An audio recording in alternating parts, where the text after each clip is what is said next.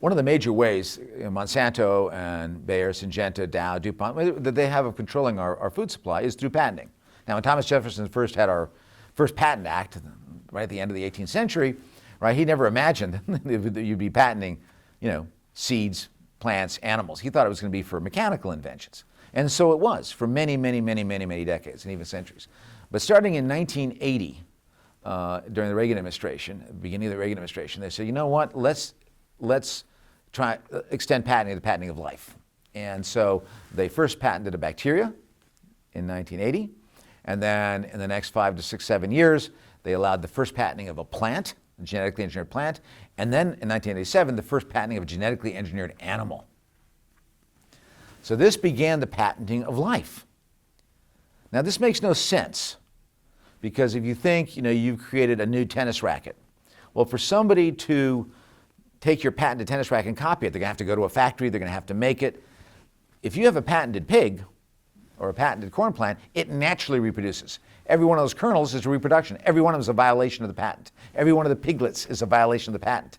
So it means nature is working for the patent holder, creating violations every minute, making people have to pay royalties to that patent holder. It is a completely legally incoherent and nonsensical way. All it does is feed the bottom line of those who have those patents, right? Those patents on life. It is a complete misuse of patent law. And it's horrifying that it's been allowed in this country and many other countries around the world.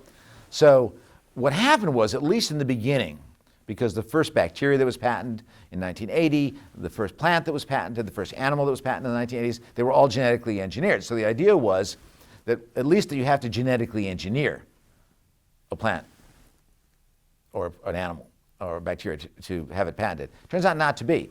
Vast majority of plants, are the thousands of plants that have now been patented, and they patent the seed, they patent often the cells of the plant, and then in this country you're allowed to patent the plant itself, not in Canada and some other countries, but in this country. So you can patent all of it, patent the seed, patent the genome, and you can patent literally everything from the genes to the cells to the plant itself in this country. You can patent that, right? And I will say, however, that we were able to get a wonderful Supreme Court victory that me and two other wonderful, an attorney and an activist put together many, many years ago. We went all the way to the Supreme Court, and we did have the Supreme Court rule that DNA is no longer patentable.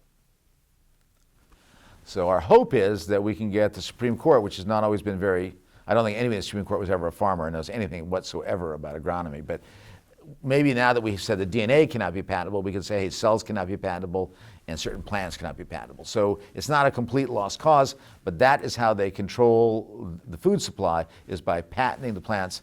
They get 20 years of protection on that, and then they can actually, even after that, they can alter the patent in small ways.